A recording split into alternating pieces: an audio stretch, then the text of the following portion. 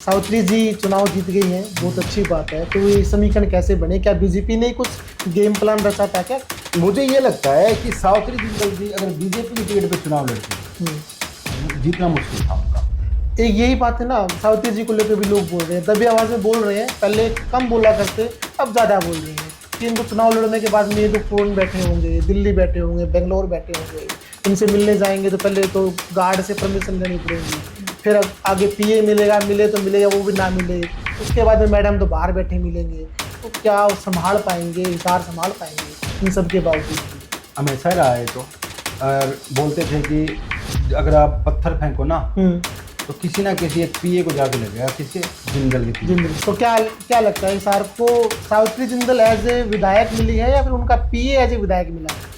जो पुराने जो इतिहास बताता है उसके हिसाब से तो पीए ही है। नमस्कार, मैं कमल लोहान और आप देख रहे हैं सिटी बिग न्यूज।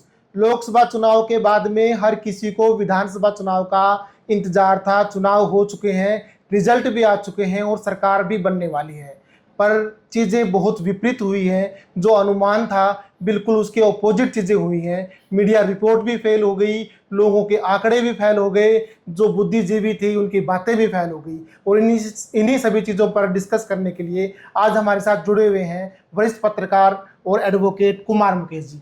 सर नमस्कार। नमस्कार जी। हम बात करते हैं हिसार विधानसभा की।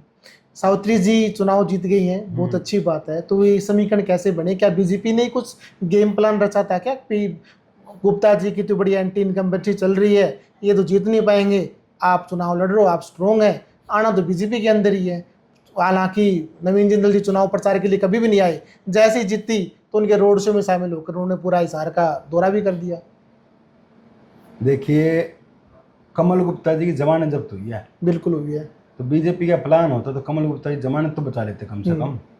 ये कह रहा हूँ, ये हाथ में नहीं होता किसी के। लेकिन मुझे ये लगता है कि सावित्री जिंदल जी अगर बीजेपी की टिकट पे चुनाव लड़ती जीतना मुश्किल था उनका।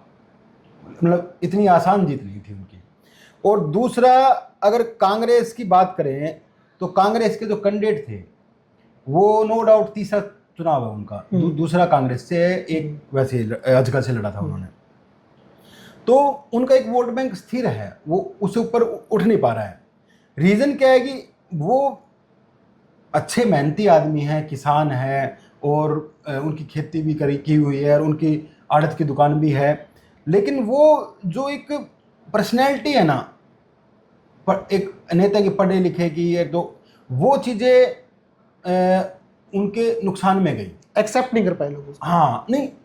और दूसरा, जैसे ना बीच में एक वो पेट्रोल पंप का एक वीडियो वायरल हुआ, तो वो एक छवि जो है ना, वो छवि खराब हुई। क्योंकि हरि सिंह सैनी जी सैनी समाज के यहाँ लीडर हुआ करते थे, उन्होंने चुनाव लड़ा जिंदल जी के खिलाफ, और ये लग रहा था कि चुनाव जीत रहे हैं, और इतने जोश में आ गए समर्थक उनके कि जुलूस निकाला उन्होंने, और जुलूस में तलवारें निकाल ली, और वो वोटर साइलेंट हो गया, और वो जिंदल की तरफ ट्रांसफर। और वो पता नहीं क्या रीजन था। करीबन 1 महीने बाद में गिनती हुई थी उस चुनाव की। 1 महीने के अंदर हरि सिंह सैनी जितने कॉन्फिडेंस में थे, वो अपना धन्यवादी दौरा पूरा कर चुके थे, और जिंदल साहब घर से बाहर नहीं निकले थे, वो डाउन चले गए थे इतना कि मैं तो हार रहा हूँ। लेकिन उस चुनाव में जिंदल जी जीते। तो वो चीज़ है ना कि आपको ना पॉलिटिक्स में आना है ना, तो आपको संयमित रहना पड़ेगा। आप गुंडागर्दी करके पॉलिटिक्स में नहीं, मैं ये नहीं कह रहा हूँ गुंडागर्दी कर रहे हैं, लेकिन थोड़ा सा जो नॉर्मल, एक आप ना नॉर्मल फैमिली से हो, आप किसी बात पे चौराहे पे जाके झगड़ा कर सकते हो, कोई बात नहीं है। लेकिन आप पॉलिटिकल फैमिली से हो ना, तो चौराहे पे आप थप्पड़ खा के आ जाओ तो आपके फायदे में होगा, लेकिन मार के आओगे ना तो आपके पॉलिटिकल चीज़ें खराब होएगी। तो आपको थोड़ा सा, मैं तो आगे के लिए सलाह दे रहा हूँ कि राणा जी, कोई बात नहीं, कई चुनाव हारे हैं, जीते, चलता है, उनको आगे भी पॉलिटिक्स को आगे जारी रखना है ना, तो उनको अपनी छवि पे 5 साल काम करना पड़ेगा। मुझे लगता है अगला चुनाव जीत जाएंगे। एक यही बात है ना, सावित्री जी को लेकर भी लोग बोल रहे हैं, दबी आवाज में बोल रहे हैं। पहले कम बोला करते, अब ज्यादा बोल रहे हैं कि इनको चुनाव लड़ने के बाद में ये तो फोन बैठे होंगे, दिल्ली बैठे होंगे, बेंगलोर बैठे होंगे, इनसे मिलने जाएंगे तो पहले तो गार्ड से परमिशन लेनी पड़ेगी, फिर आगे पीए मिलेगा, मिले तो मिलेगा, वो भी ना मिले, उसके बाद में मैडम तो बाहर बैठे मिलेंगे। तो क्या वो संभाल पाएंगे, हिसार संभाल पाएंगे इन सब के बावजूद भी? देखिए, हमेशा रहा है तो।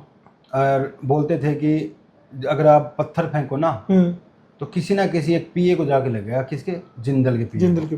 एक्चुअली में जब मंत्री और विधायक बनने के बाद ये अपने पीए रखते हैं और उनकी ड्यूटी लगा देते हैं, आते हैं लोगों से मिलते हैं और वो पीए उनसे बात भी कराते हैं। देखो देश की सबसे अमीर महिला है, कहीं ना कहीं मैं कहूँ चलो बच्चे संभाल रहे हैं सब कुछ, साइन करने तो जाना पड़ेगा ना, बिल्कुल, तो वो भी काम करना पड़ेगा। और दूसरा इनके साथ जो प्लस में गया ना चीजें कि पैसा तो इनके पास कमी है ही नहीं, तो इनको कमीशन तो खाना ही नहीं है ना, तो काम जो भी होगा, सरकार जो भी होगी, इनके बीजेपी से भी टर्म अच्छे हैं, कांग्रेस से भी टर्म अच्छे हैं, तो काम तो इस साल का हो जाएगा। सरकार बने किसकी बने, लोगों के दिमाग में ऐसा मुझे लगता है गया है कि पहले बीच में ही जा रहा था कि ये बीजेपी, इनको वोट देने का मतलब बीजेपी को वोट देना, तो वो उनके अगेंस्ट में जा रहा था, इसीलिए राणा जी का चुनाव उठा जी।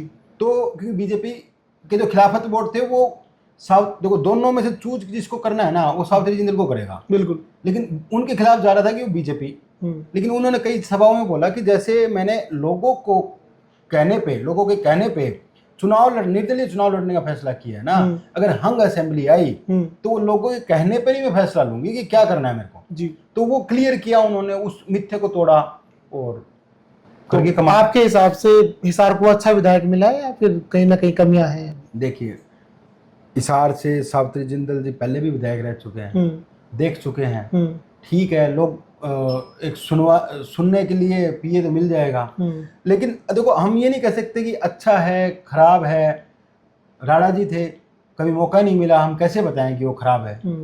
और सरदाना जी हैं, आज तक मतलब जीत नहीं पाए वो विधायक पद का, हम कैसे बताएं, लेकिन उनको एज ए मेयरशिप देखी, उनके खुद के लोग खराब हुए, तो उसके बाद में मतलब हम बोल नहीं सकते। इनको देखा है तो जिसको देखा है उसके बारे में जैसे मिलते नहीं है, ये नहीं है चीजें, तो बुरी चीजें तो आ जाएगी, प्लस पॉइंट तो जो बनेगा उस पर ही आएगा ना।